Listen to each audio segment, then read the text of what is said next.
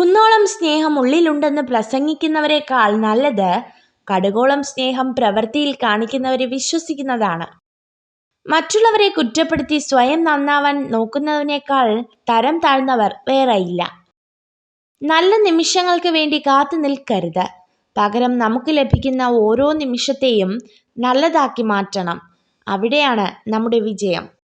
മറ്റുള്ളവർ നിങ്ങളെ ഏതു രീതിയിൽ പരിഗണിക്കപ്പെടണമെന്ന് നിങ്ങൾ ആഗ്രഹിക്കുന്നുവോ എങ്കിൽ അതുപോലെ നിങ്ങൾ മറ്റുള്ളവരോടും പെരുമാറുക.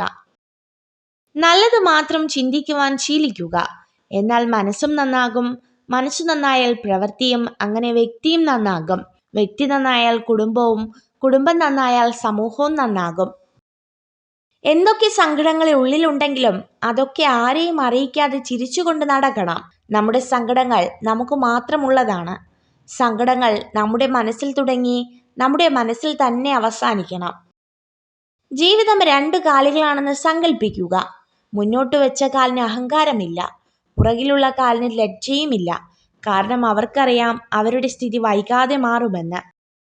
ലക്ഷ്യം എത്ര അകലെയാണെങ്കിലും, മാർഗം എത്ര കഠിനമാണെങ്കിലും, വിധി നമുക്കായി കരുതി വച്ചിട്ടുള്ളതാണെങ്കിൽ നാം അവിടെ എത്തിച്ചേരുക തന്നെ ചെയ്യും. ജീവിതത്തിൽ വിജയം നേടുന്നവരെല്ലാം പ്രത്യേക കഴിവുള്ളവരായിരിക്കണമെന്നില്ല.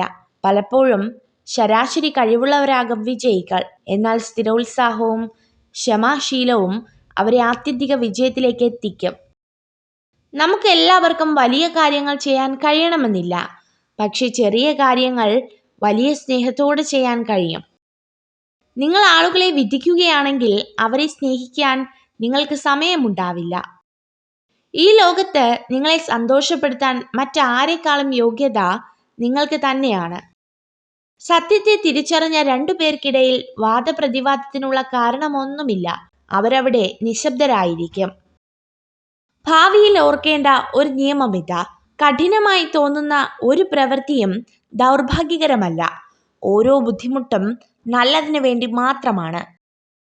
ഒരു സ്ത്രീ ഏതൊരു പുരുഷനിലേക്കും യാന്ത്രികമായി ആകർഷിക്കപ്പെടുന്ന ഒന്നാണ് അവളുടെ മനോഹരമായ പുഞ്ചിരി.